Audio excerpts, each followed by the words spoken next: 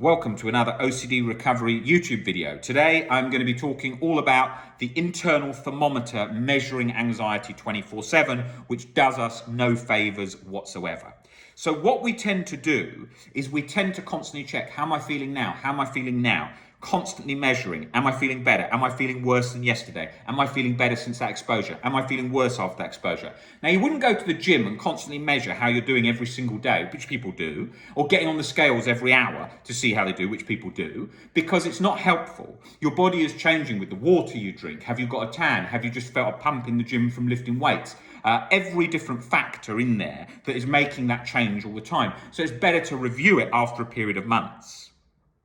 That is the same as the recovery journey. Only months along the line do you then look back and think, bloody hell, look how far I've come. But when you're trying to do that every second of every minute of every day, you don't improve because you're so laser focused on exactly how you're feeling at that moment. And you can't tell the improvement. It's like getting a stick and putting it in the muddy water and pulling it around and around and around, getting the water to go clear. It won't work. It will just get murkier and murkier and murkier. So that is not the solution. We need to take a step back. Now, what happens is we're doing constant comparison all the time anyway. We're comparing ourselves to another person with OCD, which we believe is similar to our theme. We're constantly getting reminders, maybe from our family, saying, oh, you seem to be pretty good today. How are you this morning? All these kinds of things. And all these factors we're measuring, compulsively measuring. So we need to take a step back. We need to leave life to play out this and bring OCD and anxiety for the ride. We're on a rock floating through outer space, okay? We're here for a glimpse of a moment in time. We've been dead for all the time prior to being born, and we're going to be dead after, we haven't been there, and the same as after we die. And so it's so important just to go out and live life for this short period of time we have. And that involves bringing anxiety along. Whether I have 20%, 30%, 40% anxiety, whether I have 80% and a panic attack, bringing it along for the ride. That's what you have to tell yourself. Today, I don't experience chronic anxiety and chronic guilt. But along the recovery process, I had many great moments where I thought, I'm recovered, and then setback. I'm recovered, then setback. I wasn't recovered. It was part of the process. As I was starting to feel better, then OCD hammered away and got a grip, and then I felt back at square one. You always see that in the journey. And I used to lose a lot of hope when I used to see certain advocates at the time talking about OCD recovery as just putting up with lots of panic attacks, and I'd see them in bed on a clip, and then they would be out running the next day, and I'm better, and then in bed again. And I used to think, God, that's not good. Is that all I've got to look forward to? No, you've got more to look forward to than that. Recovery is the absence of chronic anxiety and chronic guilt. The beliefs are the culprit. When you are just trying to use thoughts and wear anxiety like an uncomfortable coat as your only tool, you will be the slave of OCD, which will be jacking up to each fear it can find, latching on and not always fully releasing. OCD sufferers understand this because they know when they're feeling a baseline calm long term. When they get over a fear, oh, I'm not so scared of that, calm. Then a new fear, jacked up. So if you're constantly jacked up, down, you're going along the recovery process, but you're not better yet. And that's key. And hope is key. Seeing what the end result is key. The end result is like a factory reset. I have never met anyone with OCD who was having a major setback or anything goes, I don't understand, it's just happening on its own. No, it isn't. There is a belief at play fueling that cycle. There is a belief at play. When someone's having a setback, when I used to go in forums 20 years ago, 15 years ago, and I used to see people that I thought, oh my God, they're doing so well, and then doing so badly, there was a belief at play they did not understand how to get under. Okay? And if you're constantly measuring how you feel every morning and saying, oh my God, am I feeling better? Or am I feeling worse? Am I feeling better? Am I feeling worse? You're not going to start the day, because one day you're going to be triggered and you're not going to get on with your day, and then it will often settle down as you do. So it's so important to get involved in life. Get involved in life. Go out and grab the reins for your life. This isn't a trial run. You've got one shot. And specifically when I was at those Holocaust memorial sites 4 or 5 weeks ago that you saw on this channel in the videos, hell, that gave me a reminder. Going into those gates of hell there gave me a reminder of living life and living in the moment, doing the things you want to do. Don't wait till you're 60 to tick off the bucket list. You can't bank that and say, oh, I'll be alive at 60 to do that. No, you don't know what's going to happen.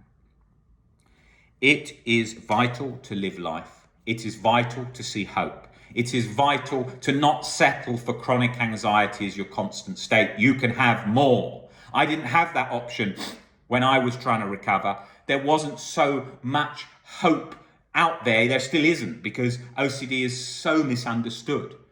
But there is so much hope when you understand it. When you understand how the cycle operates, there is so much hope. But there wasn't. In my day, I sound very old there, but in my day, it was just, oh, I'm better, oh, I'm bad, I'm better, I'm bad. No, you can have long-term recovery if you work on the beliefs. It doesn't even matter after a certain while how you're doing. Like even along my journey where I started to feel really bad at some periods and then feeling long stretches of feeling good, life was pretty good when I was feeling good. Life wasn't too bad. So even with those ups and downs, that weren't that bad. I was still living life. I'll tell you when it was shit was when I was chronically stuck with chronic guilt and real event OCD that wasn't budging one bit. And I thought that was my state for the rest of my life. That was pretty shit, right? But that doesn't have to be your chronic state for the rest of your life. We live at a time now where we understand how the cycle operates. We understand it's not just leaving a thought there and that's it. It's not just some mindfulness and that's it. OCD cuts through internal peace like a hot knife through butter when you tend to use just mindfulness alone when you're stuck with, say, real event fears. If you found a lump or something, it's not cancerous, but you're having to have checks for it. You may be terrified you've got cancer. You can do all the mindfulness you want, and you can do all the meditation, which is all very helpful parts of the recovery journey. But that won't bring down to get back to the baseline of calm, because you're terrified of either dying, being in pain, losing a family, whatever the core fear is there. So these are so key. These are such key principles to be aware of. The core fears are looking at those, breaking down those beliefs to stop that chronic anxious cycle. And the hope is you can get to a place where you're no longer chronically anxious forever. Okay? Now, the main thing is to remember that even if you are anxious, like I was just saying, that ain't the end of the world either. If you're anxious and you're going along, it ain't the end either. And even when you're really stuck, 90% locked on anxiety, you can change that and you can get out of that state. I still functioned, I still managed even in that state where I felt like I was on death row, okay? Hope is key. Recovery, you can get to a position where you are back at a baseline internal peace. That doesn't mean cure. You hear people that are scared of the idea that you can't be cured. I've heard this by many advocates over the years. Oh, yes, you can cure. No, you can't cure. Oh, yes, when you've done that, it's all gone forever. No, that's the same as an alcoholic saying, I haven't had a drink forever, I'm over alcoholism. No, give them a drink again and again a couple of times. They'll go back to the old alcoholic cycle in the brain through those pathways will happen. And that is the same as OCD. And it's important to be aware of that. I'm aware of that. If I go back to checks, I'll get back into compulsions, okay? That will happen. So people desperately want to believe that it's all gone, done, finished, put away, box, nailed down and gone, yeah? Forget it. You're going to have OCD, but OCD is not going to have you. I live my life where there's, like I was saying, no chronic guilt, no chronic anxiety, intrusive thoughts, machine gun is no longer there. There's just intrusive thoughts occasionally like any human would have. Doesn't make any difference. I don't need any improvement than that you're talking about for a fleeting second. Maybe if a doctor's, I'm saying for a fleeting second, an intrusive thought that a normal human has. So-called normal human. A normal human doesn't think, oh my God, I'm having an intrusive thought, I need to get help. It doesn't matter. What's the problem is when you've got that like machine gun-like intrusive thoughts going off in your head, which is so bombarding, you find it very hard to function and do things.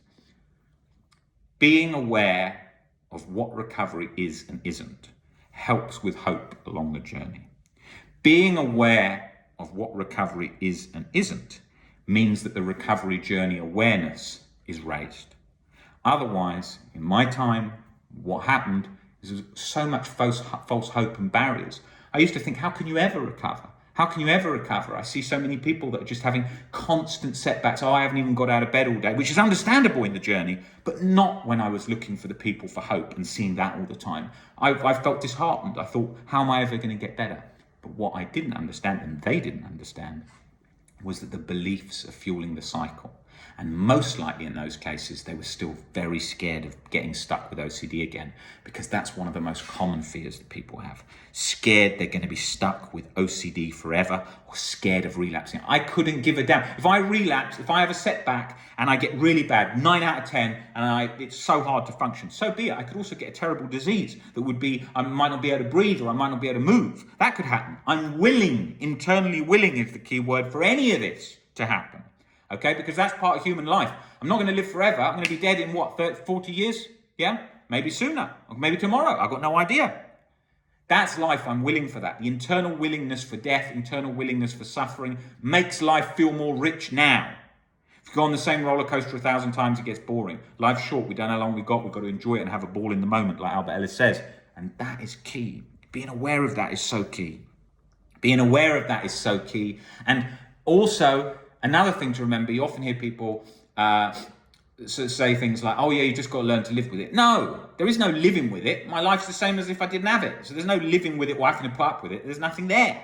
And the other thing is often I used to hear it, oh, you have to take loads of time out and take lots of rest and don't overwork and lots of massage and meditation and time to do creative outlets to keep yourself calm. No, that's propping yourself up all the time. It's helpful in the recovery process, but you don't have to live like that. If you live like that, you're creating a mental barrier of fear the whole time to your life. Oh my God, I'm never going to get back to life. I'm going to have to stay in this nice, safe space my whole life. No. Freedom is robust recovery where your beliefs change and you're back to living life normally. You see that the people we work with people in the military, people in the military, people in the fire brigade, people in the police forces in all different countries, all around the world, people in war zones, everything. And they have OCD, and the things that they're worrying about are not what you think. Sometimes a guy comes into me, I'll say, how's your day? And this is no exaggeration. A guy will say to me, I say, how was your day? And he will say to me, I was shot at this afternoon. And I said, were you anxious about that? He said, not really, it's part of the job. I've got used to that. And I'll say, fucking hell, that's unreal. And then he'll say, what are you worried about? Because he's obviously calling me for help with OCD. And he'll say, I'm worried about this particular thing of maybe I cheated on my wife 10 years ago with this relationship OCD fear. People think, oh my God, that's crazy. But that's a reality because of how OCD fires in the brain. Now that guy's life is not some safe space. He's living in a pretty dangerous kind of environment, but he loves that and he thrives off that environment because that's what he's doing, right? That is not a safe space where he's got to be safe to recover. That guy that I'm thinking of, those kind of characters, those guys recover when they change the beliefs and change the perception and get back on with their job. They're not giving up their job and stopping. That's another thing. People think, oh, I've just got to stop my job. I've got to get out. And that's often essential in certain times, but not in most. And people think that it often needs to be exactly like that all the time. That guy didn't need to leave the military. That guy didn't need to leave the police force. He needed to change his beliefs and he could get back on with his job. He didn't need to have a perfectly running waterfall next to him and be doing some massage to be stay relaxed. That's not reality. It was only beliefs, and that's not reality. A lot of these books paint that, where it's like, oh, this is all the stuff you need, but that's not reality. If you're a single mum and you're trying to raise a family, and you can't be sitting doing meditation all day long, having massage all day long, staying in a safe space. You've got to earn a living, and life ain't a safe space. Life's life, and life hits hard. Life is not some safe, comfy, cotton wool world. And that's another thing, is like people with OCD often get spoken to like that. How are you? Are you okay? How's your OCD? Speaking to them like they're a kid or they're wrapped in cotton wool. That's not reality. And we know what happens to kids when you speak to kids like that all the time. Then it changes their development and they start to think, oh my God, I'm vulnerable. The same with sensitivity. People say all the time, oh my God, I'm just very, very sensitive. That is putting a barrier to your life. You start to believe I'm so sensitive. You get scared of taking on any risks and things that are difficult in life. We need to push ourselves into discomfort. People in past generations had some very hard life circumstances, as do humans, of course, today, and especially in parts of the world where they're at war and so on. They can't change their environment, but they can change their perception. And that's the key from Viktor Frankl's work, Holocaust Survivor, and the key from Albert Ellis. And that's something that I base my whole life on and what I owe my recovery to, is changing my perception of life, not needing the external to change. The external does not need to change. I need to change my beliefs and perspectives. That is the key. And we know that. And I see it all the time. And that guy who's on the channel here, Alexander, he's in Ukraine. The country went to war and he was just recovering. And then he used to say in the calls, I'm hearing tanks or in things outside the window and I get very nervous at night. And then he got used to it. The guy had only been recovered for a few weeks, more or less, and then he was dealing with that, right? He adapted. He didn't have a choice. He adapted. He adapted to the situation. He couldn't be in a safe space because his country was not in a safe space. And he spoke about that in the YouTube videos. His whole thing was about saying that OCD has real life events. It's not just OCD. People say all the time, oh yeah, just tell yourself it's just OCD, it's just OCD. But what happens if a real life event hits you hard in the face? You can't run. You've got that situation to deal with, right? So he was saying in his video when the war broke out that his life ain't a safe space. And there's real life events happening around him that are very, very difficult. And he adjusted and adapted to that, and he's in a good place. He was on a video only a couple of weeks ago, a couple of times, talking from Ukraine, talking about being calm, talking about not having chronic anxiety. When that guy came in, he was so anxious, he could barely function. So if you want hope, you want to look at stories like that, of guys like that in the face of adversity. You don't want to be working towards keeping yourself propped up in this cotton wool environment as recovery. That ain't recovery, that's avoidance. I can show you plenty of people that are at home all day, that are avoiding everything, that don't look that anxious, but they ain't living. They're a prisoner to their environment. They're trapped in their house. I was one of those in various forms in the past too. I know what it's like to be trapped in rituals during my teenage years where I was stuck and avoiding so many things in life. If you're avoiding the party, you're a prisoner because you just had the party freedom taken away from you.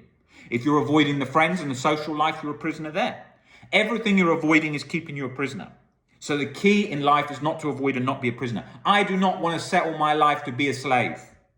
I do not want to be a slave to anxiety's chains. That is what anxiety makes you internally when you're stuck in the cycle. These are key points to remember. OCD sufferers are human beings the same as other human beings. They want freedom. They want to live life. They want to do all these things. They know that the life that they want involves risks and taking risks. And they are not going to settle for a life of avoidance. When you put it to them and you say to them, what life do you want? That's the life they want. I know that because I was that. And I have that life now. So it is so key to remember these points. Do not settle for chronic anxiety and chronic guilt as your baseline state. Yes, you're going to have to put up with it in the short term. Yes, that is the case. And yes, you even have to accept that even if that was the long term, it's still not the end of the world as part of the recovery process so that you're not utterly terrified every second of the day. However, you are working towards recovery on a long-term basis. That is the goal, like a factory reset. You can achieve that. Work, practice, and time, the key components. You will get there. There is hope. Practice, you'll get there. You will get there. And it's a thing where it feels like a mountain. It feels like looking up at Mount Everest. You know, Nick, who's posted so many great videos on this channel, is climbing all the time, huge mountains. And, you know, he didn't look up on the first day and think, I'll easily climb that. He had to do it with practice till he then gets confident, thinks I can overcome everything in relation to climbing, which he does and then gets overconfident.